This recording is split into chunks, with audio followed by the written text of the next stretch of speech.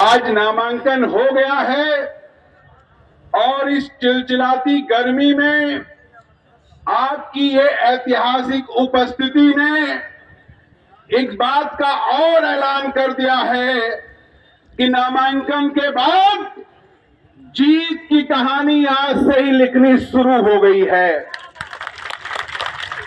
आप जो लोग आए हैं, मैं सबका स्वागत करता हूं। जितने लोग स्वागत कर रहे हैं उनमें मैं शामिल हूं।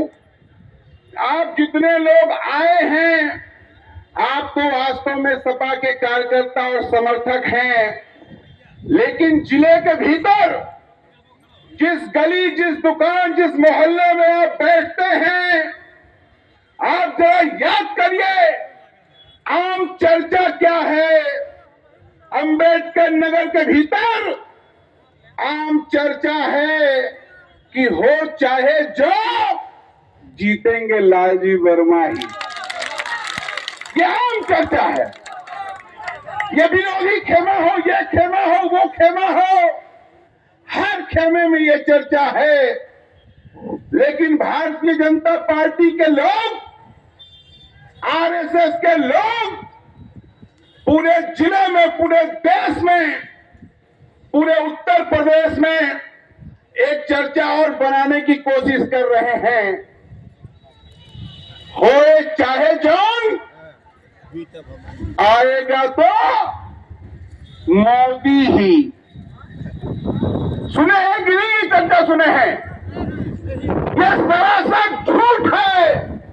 आप जरा सोचिए, उत्तर प्रदेश में 80 में 62-65 सीट, बिहार में 40 में 39, बंगाल में 42 में 18, महाराष्ट्र में, गुजरात में 25 में 24, महाराष्ट्र में जो मैक्सिमम क्षमता है भाजपा की 2019 में वो पूरी हो चुकी है।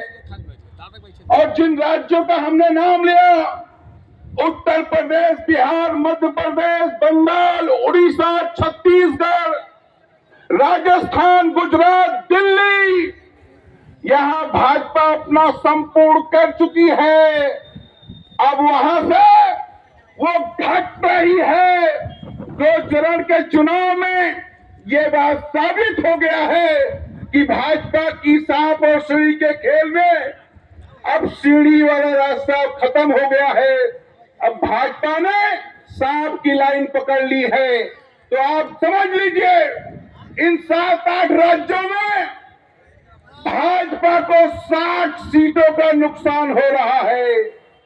303 सीट भाजपा पाई थी, 60 सीटों का नुकसान इस हॉट बेल्ट में हो रहा है। दक्षिण भारत में राहुल गांधी ने भाजपा का रास्ता बंद कर दिया है। पूर्वोत्तर में मणिपुर, मिजोरम, नागालैंड, असम, यहां पर गलती नहीं चल रही है। भाजपा जो 2-1 सीट पा गई थी, वो भी इस बार चली जा रही है। तो हालात ये है कि पूरे देश में भारतीय जनता पार्टी 400 तो छोड़िए, 200 का आंकड़ा नहीं पार कर पा रही है।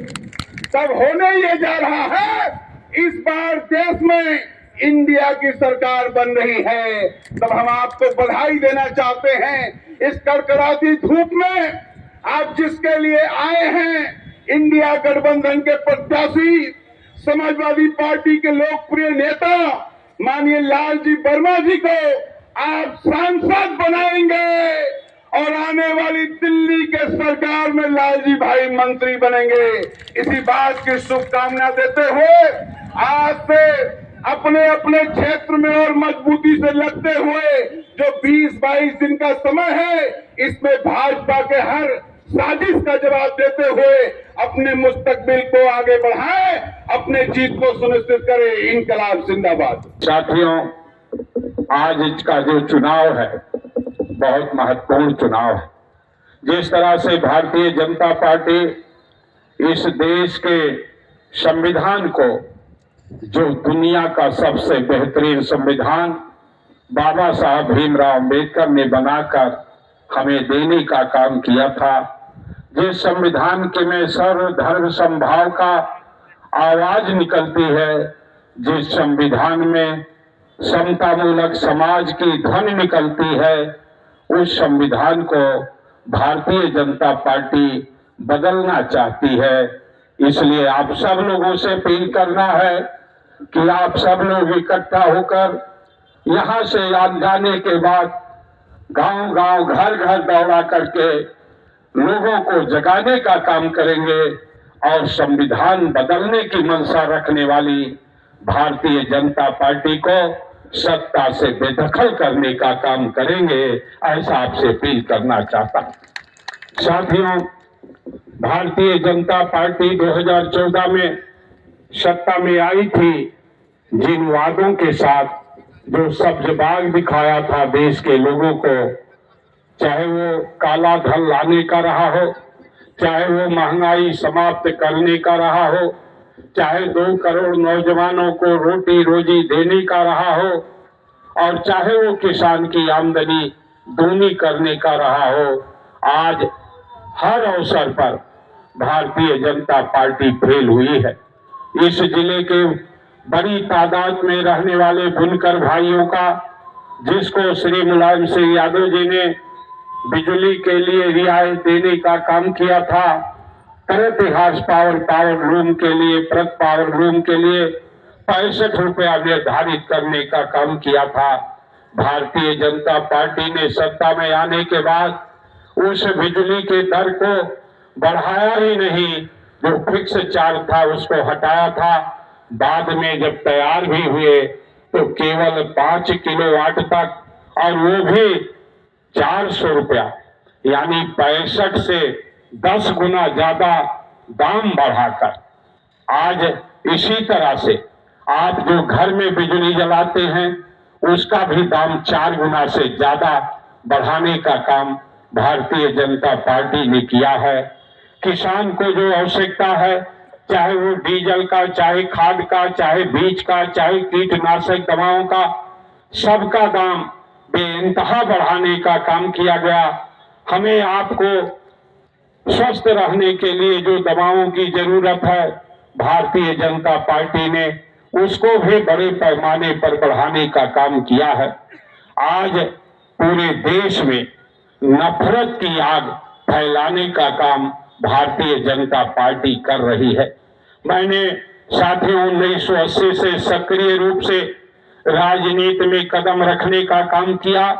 उसके पहले भी छात्र राजनीति में मैं 1974 से लेकर 80 तक लगातार छात्र राजनीति में सक्रिय रहने का काम किया।